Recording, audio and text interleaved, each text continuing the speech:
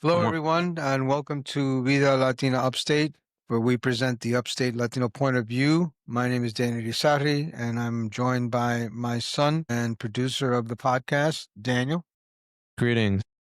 Don't worry about the fact that I'm wearing the same jacket as the last episode. Nobody's keeping track. So what are we talking about today? I heard you wanted to you had a certain subject in mind. Yeah. So Vito Marcantonio? Not Vito Marcantonio. Although, hopefully next week, or it'll be a couple weeks from now, when the people get it, we'll be talking to an expert on that Albizu stuff, the Puerto Rico stuff. Puerto Rican independence. Puerto Rican independance, to be clear. And nationalism. To be exact, right? Nelson Denisi, film. Talk about it. What do you want to know? Start in a quick a quick summary. How Puerto Ricans, specifically your parents, got to the barrio, ended up in El Barrio, ended up leaving Puerto Rico and landing in El Barrio. That was later. That was a different wave. But my parents came. My father came during the Great Depression. My mother came maybe a little bit after that, or closer to the 40s. The main reason was that Puerto Rico has always had an escape valve, so to speak. That's what the sociologists called it, in terms of when unemployment on the island was up, people could go from the island to the mainland to seek work. And that's one of the reasons why the office of El Estado Libre Asociado, free associated state offices, which were basically migrant recruitment programs, were established to get people cheap labor to go from the island to the mainland when times of volatility or economic uncertainty were prevalent on the island. That's why my father's family first migrated to El Barrio. That's ended up in El Barrio. So let's talk about El Barrio, right? So give me kind of a taste of or a sense rather, of the ecosystem, atmosphere, intellectual life, cultural life in El Barrio. And during that period, I believe salsa and all that was not. Well, I think you're mixing time periods, but that's okay. We can talk about it. Okay, let's start. I am mixing time periods, right? Because it's the 70s. I'm sorry, I'm from this century. I don't know that much of the specifics. You don't know much about El Barrio. So let me explain to you. I grew up in El Barrio for the first. I was born and spent the first 5 years of my life in El Barrio. But El Barrio was a place where I would often come back to because my father was a pastor, as we discussed in other episodes. Pentecostal churches throughout El Barrio. He was part of the Assemblies of God, which was a network of churches where there was a lot of emphasis on creating storefront churches. And my father was responsible for the creation of a number of different churches. And he was basically the social worker of the times for a lot of the people from Latin America who were moving. It wasn't just Puerto Rico, although it was dominantly Puerto Ricanos that were moving to El Barrio.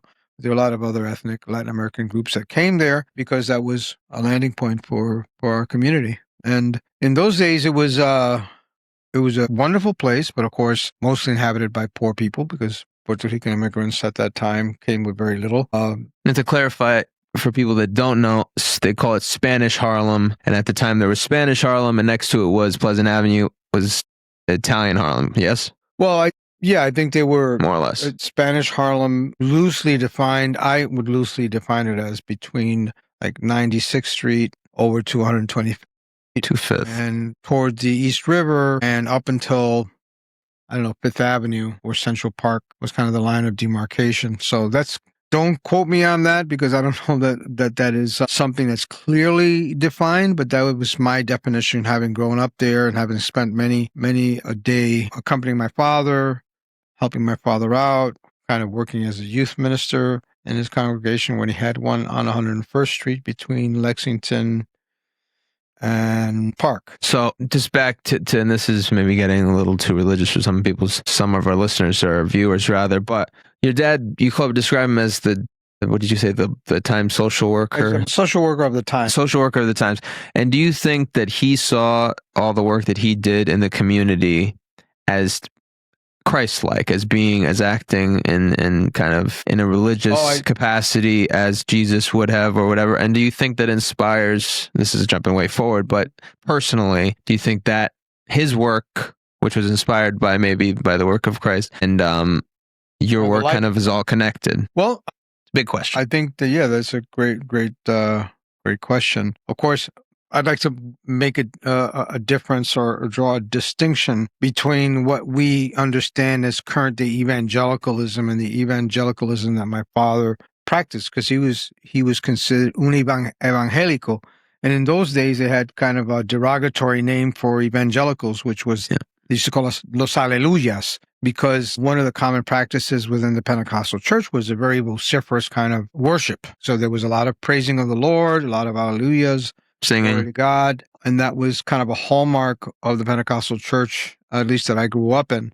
But my father, although he was a pastor who certainly was kind of a fire and brimstone pastor of the time, Testament eventually, no, I think heavy emphasis on the New Testament, although with some Old Testament kind of baggage, I would label it. But he saw his role as pastors, being a person who, as Christ defined it, the true religion, right? The true religion is to visit the sick, comfort the widow, help the orphan, clothe the naked, all of those very basic kind of fundamental instructions that the Bible gives us, especially in the New Testament, not so much the Old. And that's what informed his life. And whereas I knew a lot about people who were kind of hypocritical in that sense. They were people who claimed to be religious, but their lives were very different. My father never smoked. I've never saw him take a drink, never saw him swear or heard him swear. He got a little angry. He definitely swore behind your back, maybe. No. No, you really think he didn't? No, I don't think ever. No. Okay. Because you can't, you can't hide that all your life. Not when he's your father, no.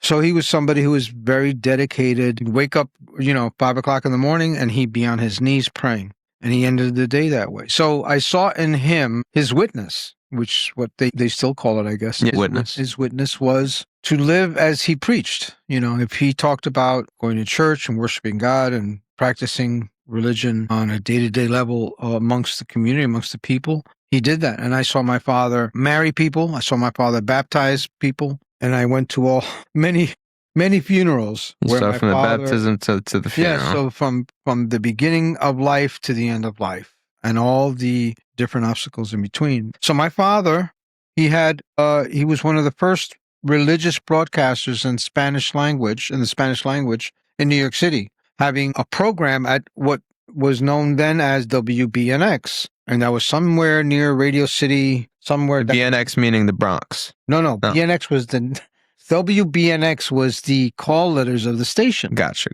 And that we have pictures, I don't know where those pictures are now, of the three of us. We were three children. My oldest was my sister, my brother, and myself. And we have pictures of sitting on my father's lap with, much like this right here, with microphones in our face, with the WBNX signature sign or whatever. And that was where he had two different programs. One was dedicated to religious programming, so like a half an hour in the Spanish language. And the other one was called El Pozo de la Esperanza, the place of hope.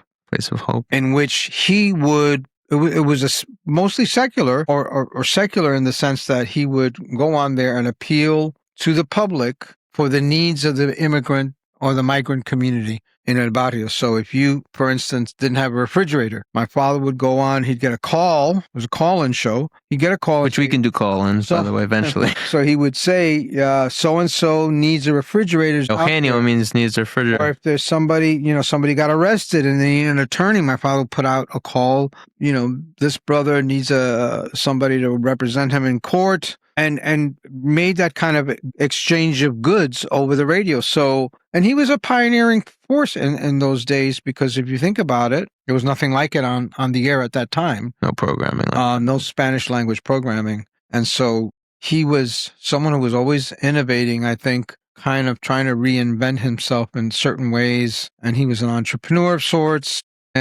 But mainly what I saw throughout my life and what my family witnessed was my father ministering to the needs of the people. And he did that his entire life. You call him a steward. Right. Well, that's what the Bible calls us, to be stewards of the earth, but also more of the pastor in the literal sense means to take care of the flock. And That's what he did. So in El Barrio, my experience was like going there we eventually moved to the Bronx, and we'd go for services, and then we'd go out and we'd have something to eat. So we stop at La Panaderia on 103rd Street. So there was this hill. Bread store. There was a hill on Lexington Avenue that went from 103rd Street, and the hill was between 103rd and 102nd, if memory serves. And Probably doesn't. At the foot of the hill was the IRT station, 101st Street Station, or 103rd Street Station. I can't remember.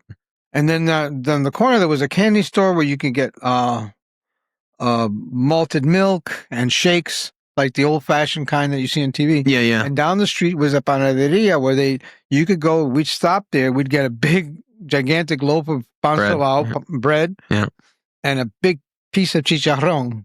Which is technically it's pig skin, pork rind, but freshly fried. Yeah. And so we'd take that, we'd get in the car, and we'd munch on that on the way back home. And those were happy days. Those were days filled of a lot of love, a lot of joy. There was some sadness, certainly, because, poor people have very crushing problems. Yeah. So people would get evicted, and people would be very sick and end up in the hospital with no recourse. They would have relatives who were incarcerated. And that was kind of how I really got a sense of my community at that time, the role that my father played. And eventually, I think that informed my growth in a less technically religious sense today, but that certainly is what I see as the purest form of religion, even though that is not, I'm not claiming that I'm practicing religion in the work that I do, but it is certainly what informs. Takes place in a church too, there's a veneer at least. Well, yeah. I think the bottom line is that this is something that every major religion in the world has as a tenet, which is to love your neighbor, to provide their needs, to welcome the stranger, to embrace the foreigner among us. All of those things are specified quite clearly in the good book, so to speak. And it's those basic elements are what I cling to as the most meaningful parts, not all of the sectarian stuff and all of this cultural war nonsense. It's the principles. When you boil it all down, what my father was doing was basically living a life that reflected the life of Christ. And he walked in his shoes, so to speak. So to wrap up a little bit, what I see with this WBNX, and this is actually maybe new information, maybe I knew it before, but what I see in the fact that he was a community leader and he helped people that were in jail get out of jail. He helped people that were hungry eat, to have food to eat. These are all the things that you do these days with and have done for 20 years with Capital District Latinos, helping people get out of prison. But okay. 25, 30. Long time. Well, community, yeah, okay. I know what you mean. Half your life. Most of my life. Okay, more than your life. More than half your life. Okay, let's say 40 years. 40 years you've been doing this and doing all that stuff, helping people, helping your neighbors get out of jams, helping people get out of jail. Now you literally have a food kitchen to feed. Food pantry, rather. I'm thinking soup kitchen. Food pantry to feed people and, a place to gather for those that are, without homes or whatever. And see that these are all the things that you're... Mm-hmm. These are all the things that your father was focused on. And he also had a program in Spanish to help people out. Now, the point of this program is not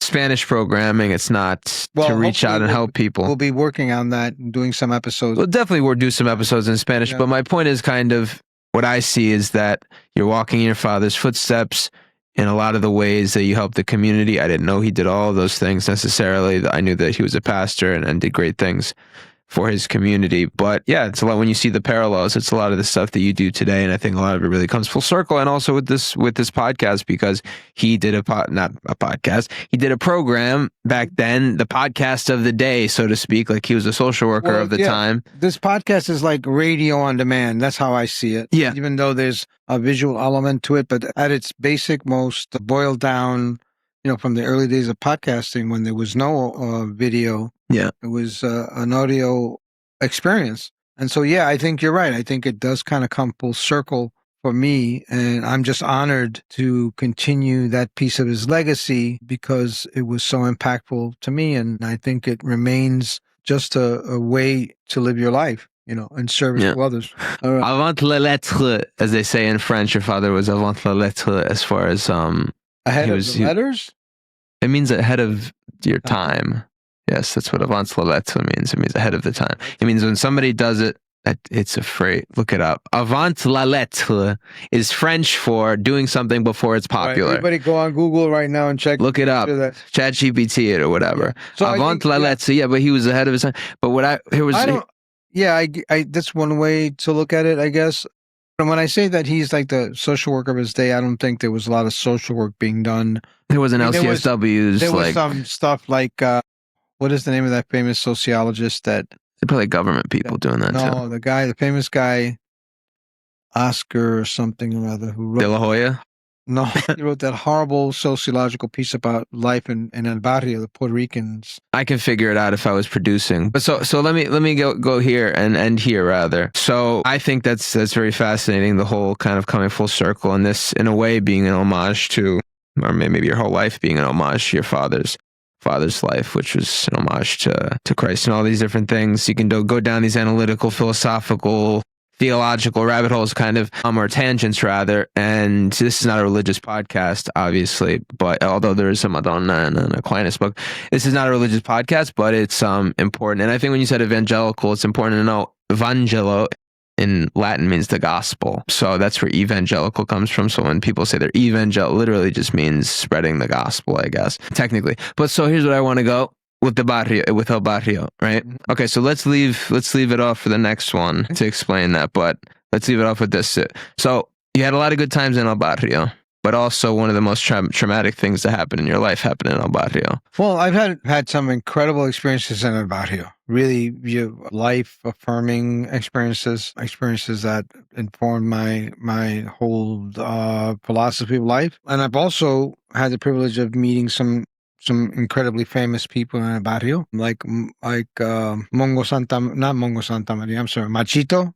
once on Lexington Avenue. Also, Don Juan Antonio Correger, who is Pedro Albizu Campos' attorney, but he's we're going to talk about soon. Also, poet laureate of Puerto Rico. I had the incredible experience of meeting him, and I have a book called Yerba Bruja, which was published by the Instituto Cultural de Puerto Rico, and I have it's one of my prized possessions as signature and a dedication of the book to me. But I also, as you say, had one of the most tragic experiences in my life occurred in El Barrio, although I wasn't aware of it at the time.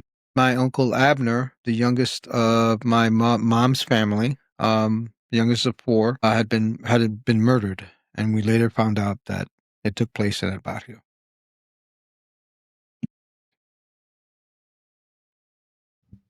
Thank you for watching the Vida Latina Upstate Podcast, brought to you by Virtual Barrio Productions. And thank you to Excelsior Advisors. Follow us on Instagram at Vida Latina Podcast. That's Vida Latina Podcast on Instagram. Subscribe to this channel, Vida Latina Upstate Podcast, for more content every 2 weeks. And thank you to my dad, Abner Irizarry, and Siempre Pa'lante. Ciao.